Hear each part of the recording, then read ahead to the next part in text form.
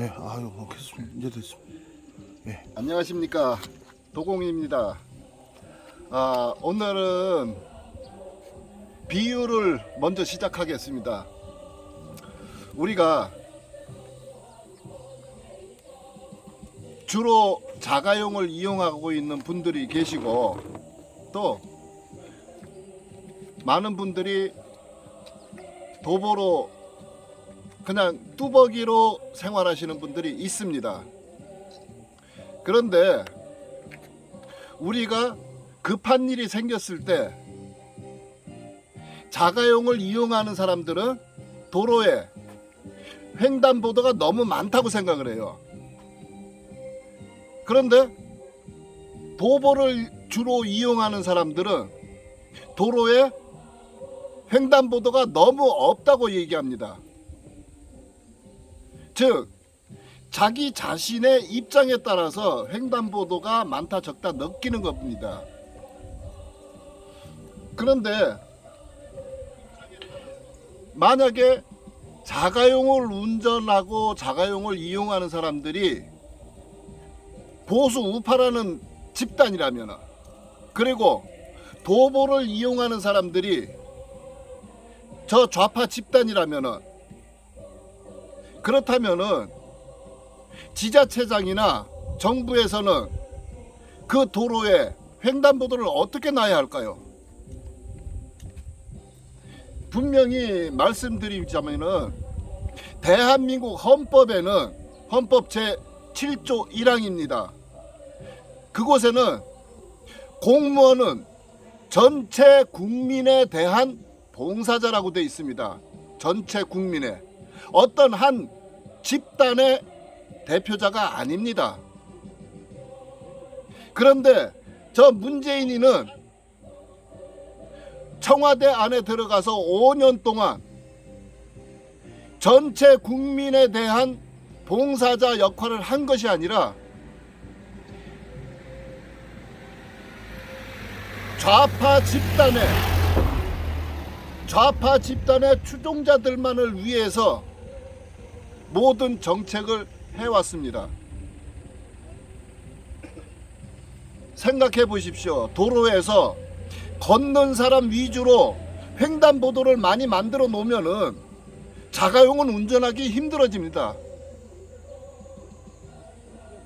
또 차량을 운전하는 사람 위주로 도로를 많이 횡단보도를 넓게 해 놓으면은 도보로 이용하는 사람들이 힘들어지는 것이고, 그 두 집단에 적절하게 합의점을 찾고 서로가 피해가 덜 가는 방향으로 조정을 하는 것이, 그것이 정부의 역할이었어요. 그런데 저자들은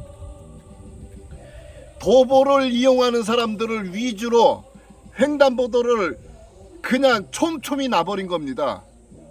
그러니까 저들을 지지하지 않는 수많은 국민들은, 자가용을 운전하는 수많은 운전자들은 조금만 지나가도 횡단보도에 걸려서 생활을 하기가 힘들어지는 거죠. 즉, 저들은 자기 자신들의 추종자만을 위해서 정책을 해나가다 보니까 나머지 60% 저들을 지지하지 않는 국민들의 주권과 인권이 침해당했다는 겁니다. 때문에 우리는 저들을 지지하지 않아서 수많은 탄압을 받았으니까 그것에 대한 처벌을 요구하는 것이고, 이것이 잘못됐습니까? 여러분들, 지금 우리나라에 일자리가 굉장히 부족하다고 합니다. 그 일자리 부족한 것이 물론 다른 이유들도 있지만은, 제가 생각했을 때 가장 큰 이유는 대한민국의 원자력 발전소를 폐쇄시키고, 또 원자력 발전소가 폐쇄되면서 그 원자력 발전소를 유지하고 지탱하는 하청업자들이 모조리 다 갈 길을 잃었습니다. 그런데 저자들은 원자력 발전소만 폐쇄시킨 것이 아니라 원자력 발전소를 만들 수 있는, 설계할 수 있는 최고의 기술자들과 학자들을 모조리 다 해체시켜 버렸어요. 원자력 발전소를 없앤 것만이 문제가 아니라 다시 짓기도 힘들게 만들어 놨습니다. 이렇게 고급의 양질의 일자리들을 완전히 망가뜨려 놓고 작년 2021년 한 해 예산으로 일자리 창출 목적으로 31조 원을 썼습니다. 그 31조 원이 어디로 갔을까요?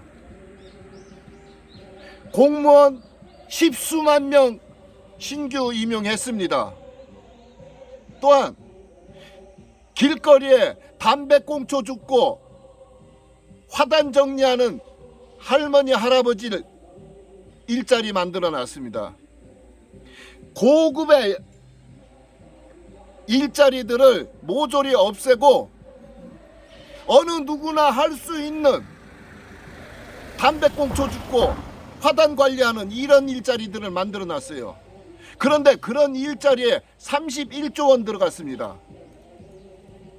여러분들이 지금 저자들이 지속적으로 이야기했던 것이 대한민국의 출산율이 굉장히 떨어진다고, 그래서 작년에 저출산 대책 예산으로 46조 원이 편성됐습니다.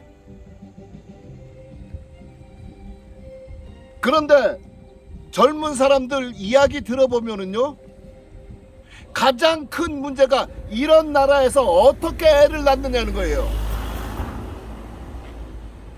나라를 이렇게 개판으로 만들어 놨으니까 젊은 사람들이 애기들을 못 낳겠다고 하는 겁니다. 애기들의 미래가 없으니까.